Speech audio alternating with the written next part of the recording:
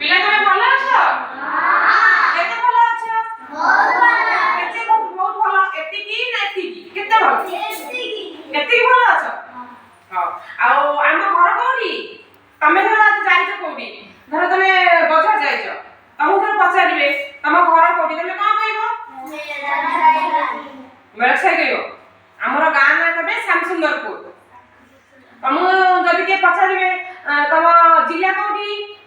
କେନ୍ଦ୍ରାପଡ଼ା। ଆଉ ତମର ରାଜ୍ୟ ନାମ କଣ? ଓଡ଼ିଶା। ଆମ ଦେଶର ନାମ କଣ? ଭାରତ। ତାହେଲେ ଆମେ ସେଇ ଆମ ରାଜ୍ୟର ରାଜଧାନୀ କୋଉଟା? ଭୁବନେଶ୍ୱର। ତାହେଲେ ଆମେ ଆଜି ଆମ ଦେଶର ନାମ, ଆମ ରାଜ୍ୟର ନାମ ଆମେ ତାକୁ ଗୀତ ଆକାରରେ ଜାଣିବା। ବୁଝିପାରିଲ?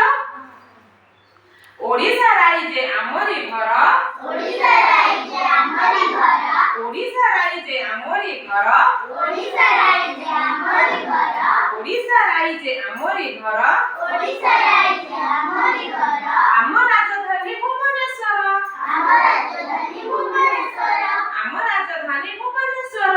ଆମ ରାଜଧାନୀ ଭୁବନେଶ୍ୱର। ତାହେଲେ ଆମର ରାଜ୍ୟର ନାଁ କଣ? ଓଡ଼ିଶା। ଆମ ରାଜ୍ୟର ରାଜଧାନୀର ନାମ କଣ? ଭୁବନେଶ୍ୱର। ଭୁବନେଶ୍ୱର।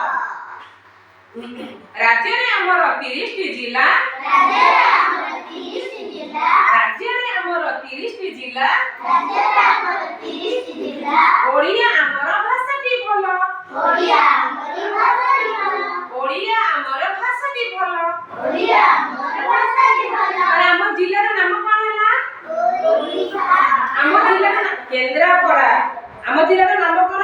କେନ୍ଦ୍ରାପଡ଼ା। ଆମ ରାଜ୍ୟ ଓଡ଼ିଶାରେ କେତେଟା ଜିଲ୍ଲା ଅଛି? 30ଟା।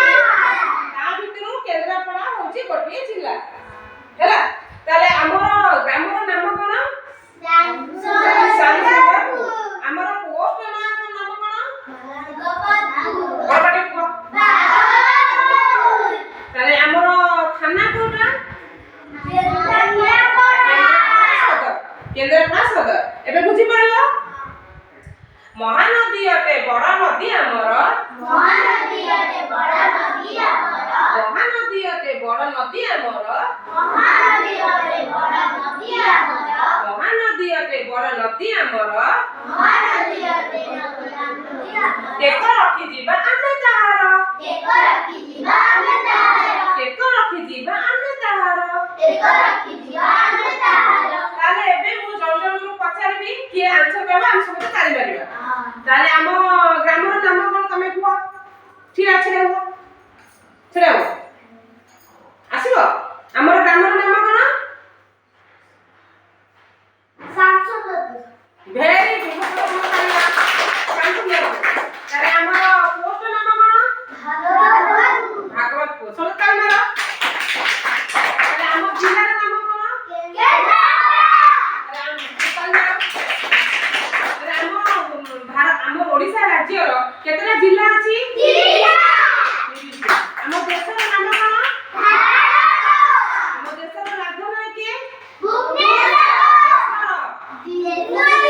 ନୂଆଦିଲ୍ଲୀ। ଆମ ରାଜ୍ୟର ରାଜଧାନୀ ହେଉଛନ୍ତି ଭୁବନେଶ୍ୱର। ଆଉ ଦେଶର